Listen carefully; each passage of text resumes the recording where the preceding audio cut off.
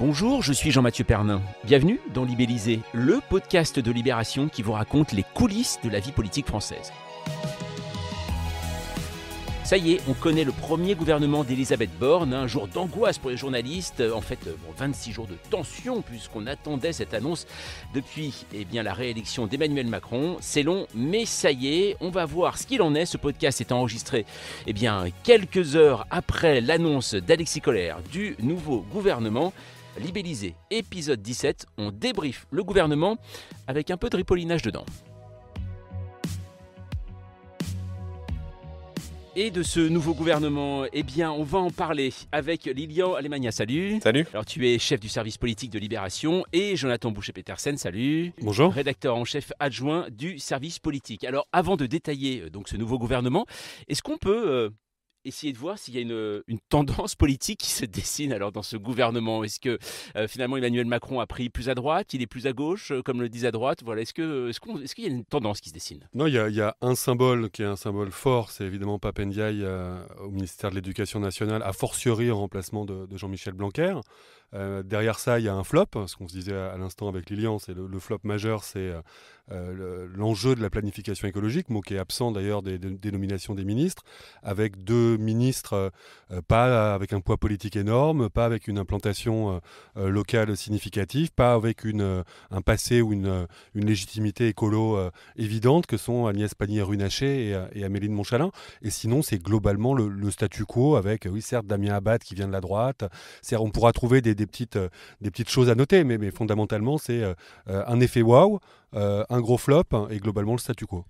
Contrairement en 2017, il n'y a pas de prise, à part Damien Abad, à d'autres partis politiques. Il n'y a pas de grand maire socialiste dans ce gouvernement, il n'y a pas de figure de la droite actuelle non plus. Et il y a surtout un renforcement de ceux qui étaient des prises à droite la dernière fois, c'est-à-dire Bruno Le Maire devient numéro 2 du gouvernement et reste à Bercy, sur le modèle un peu de Wolfgang Schäuble, l'Allemand qui était resté très longtemps sous Merkel à ce poste-là. Gérald Darmanin devient numéro 3 du gouvernement et garde l'intérieur. Sébastien Lecornu est promu aux armées. Donc c'est trois personnages importants de la droite qui sont devenus macroniens et qui constituent un peu le socle de ce gouvernement. Juste pour bien expliquer, c'est important, numéro 2, numéro 3, numéro 4 ou pas? Alors pour les Français, c'est pas du tout important. Pour les ministres, c'est très important. Parfois, la façon de convaincre quelqu'un de rester, c'est de dire tu restes à ce poste, mais symboliquement, tu prends une place plus importante puisque tu es désigné. Dans les moments d'arbitrage, ça peut jouer quand même en tout cas tacitement, ça envoie un message sur la puissance des uns et des autres. Et on oubliait Catherine Colonna, donc qui est numéro 4 du gouvernement, du coup, donc après Bruno Le Maire, après Gérald Darmanin, donc quelqu'un qu'on n'attendait pas pour le ministère des Affaires étrangères, donc qui succède à Jean-Yves Le Drian, qui aura quand même laissé, en tout cas, passer un long moment dans ce fauteuil. Catherine Colonna, donc voilà, qui pareil est une forme de prise, mais pas vraiment une prise parce que personne l'identifie, qui vient plutôt de la droite chiracienne, enfin voilà, qui est quelqu'un de tout à fait Macron compatible sur le papier, femme à poigne, femme de caractère. Alors avant de parler des nouveaux, il y a aussi, je regardais un petit peu sur les réseaux sociaux, il y a aussi deux personnes qui font parler, donc tu le disais tout à l'heure, Jonathan, Pape Ndiaye, donc successeur donc, de Jean-Michel Blanquer, on va en parler dans un instant, mais il y a aussi Éric Dupond-Moretti qui garde la justice. Et on sait qu'en ce moment, il y a des affaires autour d'Éric Dupond-Moretti. Est-ce que ça, c'est pas un risque tout de suite, immédiatement, d'être exposé quand on est renommé à son poste et quand on a des affaires? Oui, c'est un risque parce qu'il est mis en examen. Après, la doctrine Macron a totalement changé par rapport aux anciennes doctrines qui étaient un ministre mis en examen doit démissionner. Aujourd'hui, c'est un ministre condamné qui doit démissionner. Donc on verra par la suite si Éric Dupond-Moretti restera en fonction du temps de la justice également, mais c'est surtout un ministre assez faible puisque il a des problèmes avec la réforme de la justice, ses relations avec les avocats. C'est un ministre qui est assez affaibli dans son rôle de garde des Sceaux. C'est assez étonnant que Emmanuel Macron l'ait gardé à ce poste. Oui, on s'y attendait pas d'ailleurs. Enfin, la petite petite musique qui tournait quand même ces derniers jours, voire ces dernières semaines, c'était qu'Éric Dupond-Moretti allait reprendre du chant. Il a annoncé qu'il n'était pas candidat aux élections législatives, alors que pareil, on lui prêtait des intentions d'implantation. Et c'est vrai que si on fait le bilan d'Éric Dupond-Moretti, ça a été, un des symboles forts. Et c'est là où on se rend compte que parfois, ce qui fait objet de symboles forts au moment de la nomination du gouvernement ne devient pas forcément un élément marquant une fois qu'on fait le bilan du quinquennat ou le bilan en tout cas du temps passé par cette personnalité dans un ministère. Le ministère de la Justice, c'est pas non plus un ministère facile, c'est un ministère qui est d'une certaine manière dans une forme de binôme avec le ministère de l'Intérieur, et on sent que la petite musique qui s'est installée dans une Macronie de plus en plus droitisée, c'est de dire que globalement dans la chaîne pénale, le problème c'était la justice, comme sous Sarkozy en fait. C'est vrai qu'il y a beaucoup de, on va dire, de chaises musicales dans ce gouvernement, mais donc il y a des nouveaux, et notamment un, donc, alors là on n'attendait pas, donc Pape Ndiaye. Alors il faut juste préciser, donc c'est le directeur du musée de l'histoire de l'immigration, donc le musée de la Porte Dorée. C'est un historien. Alors on enregistrait ce podcast quelques heures juste après sa nomination. Il y avait déjà comme ça un bruit qui courait autour de sa personne, ou alors c'était vraiment une surprise? Ah non, c'est totalement une surprise. Pour le coup, il y a eu beaucoup de listes plus ou moins foireuses qui ont circulé. Certaines ont été publiées sur les réseaux sociaux. Non, ce qui était acquis, c'était que Jean-Michel Blanquer avait fait son temps, qu'il était devenu plutôt un boulet, en tout cas aux yeux d'Emmanuel Macron, qu'un atout, comme ça avait pu l'être au début du quinquennat, que le divorce était consommé avec les profs et d'une manière générale la communauté éducative. Non, Pape Ndiaye, c'est clairement, c'est-à-dire quand on parle d'effet wow, ou quand on parle de sortir quelqu'un du chapeau qui concentre l'attention et qui écarte, du coup qui permet aussi de donner une teinte, une tonalité, quelque chose d'un peu significatif à un gouvernement qui sur le plan politique ne dit pas grand-chose en fait de l'évolution du macronisme. Pape Ndiaye, voilà, c'est quelqu'un qui clairement à gauche, les gens auront bien du mal dans un premier temps à dire que c'est un repoussoir. C'est quelqu'un qui est par exemple à Libération, qu'on publie très régulièrement dans des tribunes qui sont plutôt en phase avec ce qu'on pense. C'est quelqu'un qui est à l'opposé de Jean-Michel Blanquer, donc là ça vient représenter quand même une forme de rupture. C'est quelqu'un qui est beaucoup plus dans une culture de des discriminations, des minorités, qui n'est pas du tout dans cette espèce de discours anti-woke primaire ou vulgaire de Jean-Michel Blanquer, qui n'a pas l'islamo-gauchisme comme boussole permanente à combattre. Et on a senti d'ailleurs que dans la passation de pouvoir qui vient d'avoir lieu entre Blanquer et Pape Ndiaye, on passait un petit peu d'un monde à l'autre, quoi. Blanquer était en train de revendiquer, son rôle de vigie contre les forces du mal. Pape Ndiaye, il se place dans une autre perspective. Donc évidemment, c'est un risque aussi parce que son expérience politique est proche de zéro. Sa capacité à gérer un ministère complexe comme celui de l'Éducation nationale, qui est confronté à des défis importants, avec des promesses de campagne du président Macron. Enfin, voilà, il a beaucoup de travail sur la table. Et on se souvient que alors sans du tout faire de parallèle entre les deux personnages, mais si on prend les anciens ministres de l'Éducation nationale, c'est clairement Luc Ferry qui peut être d'une certaine manière dans une forme de cousinade. Voilà, ça a plutôt été une catastrophe, Luc Ferry à l'Éducation nationale. Donc Pape Ndiaye, c'est un symbole significatif. Après, c'est pas une promesse de réussite. Pape Ndiaye, il a le poids du symbole, donc il pourra poser ça sur la table comme avait fait Christiane Taubira à la justice à une époque pour essayer de montrer que si ça ne va pas dans son sens, sa démission serait un coup politique pour le gouvernement, ou Nicolas Hulot en début du quinquennat, du premier quinquennat d'Emmanuel Macron. En revanche, tout laisse à penser que la réforme de l'éducation, qui est un chantier énorme du chef de l'État pour ce prochain quinquennat, va se décider et se faire à l'Élysée directement. Quand on met un ministre comme ça qui est un symbole, qui est une vitrine, souvent la difficulté c'est que c'est aussi pour tenir les manettes du côté du président de la République. Mais ce qui est intéressant, c'est qu'il était à peine nommé, ou le nom a à peine sorti, que l'extrême droite s'est partie vraiment en toupie sur le sujet. Alors là, pour le coup, s'il y a des itinéraires un peu parallèles entre Éric Zemmour et Marine Le Pen, là, c'est l'union sacrée, en tout cas, de leur cadre et de leurs éléments de langage. Donc, c'est l'indigénisme au pouvoir, c'est la déconstruction de l'identité française. Voilà, on est vraiment dans l'outrance du tac au tac. C'est quasiment un ennemi de la patrie et un adversaire de l'avenir, de la transmission à nos enfants. C'est une façon de prendre en compte le fait que ce centre de gravité qui était celui incarné par Jean-Michel Blanquer au début du quinquennat Macron, on est clairement dans autre chose parce que ça se conjugue au départ de Blanquer, au départ de Marlène Schiappa, au départ de Frédéric Vidal, c'est-à-dire trois figures qui incarnaient une forme de ligne politique qui ne suffisait pas à définir le macronisme mais qui quand même occupait beaucoup le devant de la scène. Voilà, avec Pape Ndiaye, on est dans le virage à 180 degrés. Est-ce que c'est le en même temps macronien ou le nouveau Macron? Voilà, il faudra attendre de voir sa marge de manœuvre manœuvre et sa capacité d'action pour le valider. Alors tout à l'heure, tu parlais bien de ce virage aussi un peu à droite de la Macronie depuis quelques temps. Catherine Colonna, donc, qui est la nouvelle ministre des Affaires étrangères, qui succède à Jean-Yves Le Drian. Il faut quand même préciser qu'elle a déjà été ministre des Affaires européennes au cours du deuxième mandat de Chirac. Elle est ambassadrice au Royaume-Uni depuis 2019. Est-ce que c'est une femme qui peut compter? C'est vrai qu'elle a une expérience, on va dire, des organisations internationales. Oui, en tout cas, il n'y a aucun procès en incompétence à lui faire. C'est quelqu'un qui est tout à fait légitime à occuper cette fonction.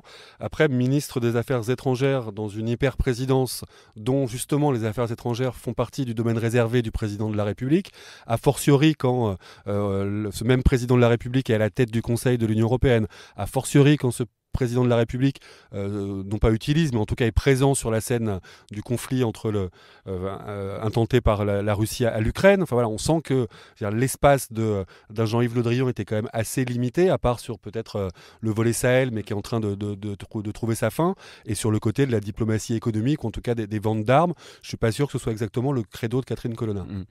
C'est pareil sur les prises. Alors Damien Abad, donc en fait finalement ça y est, fin de cet épisode pour les LR. Il rentre au gouvernement où Brigitte Bourguignon aussi du Parti Socialiste, enfin Brigitte Bourguignon était déjà présente, elle était chargée de mettre sur pied la réforme de la dépendance qui n'a pas eu lieu. Donc là, elle va le faire dans un ministère de plein exercice. Et c'est étonnant de remarquer, on a parlé de la droite, le pôle gauche qui était déjà présent, garde un peu la main sur les questions de travail. Donc c'est Olivier Dussopt qui est nommé en remplacement d'Elisabeth Borne. Sur les questions budgétaires, c'est Gabriel Attal qui remplace Olivier Dussopt qui était au budget. Et donc Brigitte Bourguignon qui va s'occuper de la santé et de la prévention. Et qui succède à Véran, qui lui est rétrogradé. Et c'est la vraie rétrogradation de ce gouvernement, après avoir géré toute la crise Covid, se retrouve simple ministre des Relations avec le Parlement. C'est étonnant tout de même ça, parce que c'est vrai qu'on l'attendait peut-être Olivier Véran à un poste supérieur. Lui s'attendait en tout cas à ça. Enfin, en tout cas, lui avait clairement la fin du quinquennat, il voyait plutôt un grand ministère des solidarités au sens large, en tout cas d'avoir un rôle social et d'incarner une bonne fois pour toutes une forme d'équilibre dans la Macronie avec cette jambe gauche. Alors, après, politiquement, on avait quand même bien compris que du côté de l'Élysée, l'idée d'incarner le deuxième quinquennat par les visages du premier et notamment ceux de la crise Covid, c'était pas vraiment le sujet. Donc ça, il paye clairement ça. Après, c'est un rôle où il est beaucoup moins visible. C'est en même temps, dans la majorité, un rôle qui est toujours stratégique et un rôle important. Et ça va être un rôle de cogneur avec au Parlement, dans la majorité Horizon, mais dans l'opposition, les Insoumis. Donc on va avoir là un ministre des Relations avec le Parlement qui va être beaucoup plus dur que ne pouvait l'être le modem Marc Fesneau, qui était plus en rondeur et en discussion avec les députés. Et qui a montré en plus dans certaines joutes, au moment notamment de la question des vaccins ou de la question de l'absence de masques. Enfin, voilà, le gouvernement a souvent été sous la pression du feu parlementaire. Il a montré qu'il avait une vraie capacité à tenir l'hémicycle. Voilà, on se souvient de certaines joutes avec Jean-Luc Mélenchon, notamment directement, où il y allait, en effet, il cognait directement. Un mot tout de même sur ce que tu disais au début, Jonathan, donc sur ce grand chantier du quinquennat, donc, qui était sur la transition écologique, donc 2 ministres, une de la transition écologique, une autre de la transition énergétique. Juste pour bien expliquer, est-ce que donc ces 2 femmes, donc qui sont Amélie de Montchalin et Agnès Pannier-Runacher, elles seront donc directement reliées à Matignon? On ne sait pas encore ça. C'est pas très clair l'architecture. Non, c'est pas très clair, c'est encore moins clair que ce qu'avait présenté le président de la République à Marseille dans la campagne présidentielle. Certes, Elisabeth Borne, Première ministre, est chargée de la planification écologique et énergétique, mais les 2 ministres qui auront ces dossiers aussi en main n'ont plus le terme de planification. Voilà, il y a transition énergétique pour Agnès Pannier-Runacher, donc elle vient de l'industrie, c'est vraiment Bercy qui finalement prend la main sur l'énergie et donc plutôt le nucléaire, elle est très pro-nucléaire. Et deuxièmement, Amélie de Montchalin, chargée donc, elle plus haute dans le rang protocolaire, chargée de la transition écologique et de la cohésion des territoires. 2 sujets qu'elle va découvrir après. Elle va découvrir la cohésion des territoires. Amélie de Montchalin n'est pas une élue locale. Elle était chargée de la transformation publique et de la fonction publique, qui est un sujet complètement différent. Donc c'est assez étonnant et ça démontre que le président de la République a eu du mal à trouver quelqu'un comme il avait eu Nicolas Hulot la dernière fois. On parlait de Jean-Marc Jancovici, voilà, qui aurait pu être justement une autre figure de ce gouvernement. A priori, le président de la République n'a pas réussi à le convaincre à rentrer dans ce gouvernement. Et là, ça fait plutôt pchit, ce qui est censé quand même être un des grands marqueurs, un des grands enjeux. On avait le sentiment, en tout cas, si on écoutait le discours macronien, que au moins dans l'affichage, ça devait faire illusion. Là, ce qui est sûr, c'est que d'entrée de jeu, on est plutôt dans la douche froide que dans l'exaltation.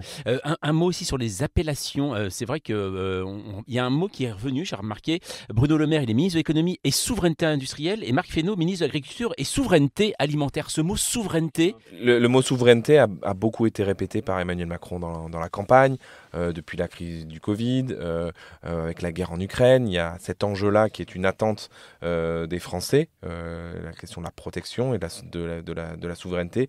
Donc c'est un marqueur, on insiste sur ces deux ministères, l'écologie et l'agriculture, qui auront l'objectif de rendre plus souverain la France et moins dépendant des autres économies. Après, c'est aussi du symbolique. Les politiques vont pas forcément changer de ce point de vue-là. Mais quand Emmanuel Macron a présenté son projet présidentiel, je crois que je me souviens c'était déjà au Doc d'Aubervilliers peut-être, il avait justement construit le début de son propos à travers justement ce triptyque ou ce duo. Alors je cherche le troisième, je ne le trouve pas, mais en tout cas des souverainetés, en disant que clairement c'était l'enjeu pour les raisons politiques que Lilian a expliqué. On se rend compte qu'une grande partie de ces souverainetés-là se joue à l'échelle européenne aujourd'hui. Alors on voit aussi bien sûr, il y a des nouvelles personnes comme Amélie Oudéa-Castéra, ministre des Sports et des Jeux Olympiques et Paralympiques. Elle a travaillé notamment à la Fédération française de tennis. Et puis cette femme, alors qui est véritablement inconnue du grand public, mais quand on lit des articles dessus, on se rend compte à quel point elle a été influente. C'est donc Rima Abdul Malak, ministre de la Culture, qui remplace Roselyne Bachelot. Et quand on lit son portrait, on se rend compte qu'en fait... Elle était déjà ministre, voilà. Quasiment. Oui, c'est souvent, c'est ce qu'on dit de l'hyper-présidence, c'est que c'est... après, Roselyne Bachelot n'était pas une personnalité faible sur le plan politique, mais effectivement, une grande partie de la politique culturelle, comme souvent en fait, c'est pas propre à Emmanuel Macron, la personne qui est en charge de ce sujet-là à l'Élysée a déjà la main sur énormément de choses, énormément d'institutions, énormément de dossiers qui sont tranchés par l'Élysée, que ce soit quand c'est vraiment culture, la conseillère culture, quand ça devient un peu plus industriel, c'est le secrétaire général de l'Élysée qui s'en charge. Il y a déjà eu par le passé d'ailleurs des conseillers culturels qui avaient des poids assez importants, notamment sous François Mitterrand. Et François Hollande avait nommé Audrey Azoulay, qui était sa conseillère culture au ministère de la Culture également. Il a fait la même chose dans le quinquennat précédent avec Clément Beaune, qui était son conseiller Europe et qui est devenu secrétaire d'État aux affaires européennes et là qui est promu ministre délégué aux affaires européennes. Alors, il y a quand même une question que tout le monde se pose. Dans un mois, un peu moins d'un mois, il y a les élections législatives. Est-ce qu'un gouvernement comme ça, nommé, là, a le temps de faire des choses, ou alors là, on est vraiment dans le symbole pour dire, là, c'est le combat des législatives et c'est ce gouvernement qui va mener le combat? On est dans le symbole, puisque il y a un mois, dans une semaine, on va rentrer dans une période de réserve où justement, ils n'auront pas la possibilité d'utiliser leur statut de ministre pour faire campagne.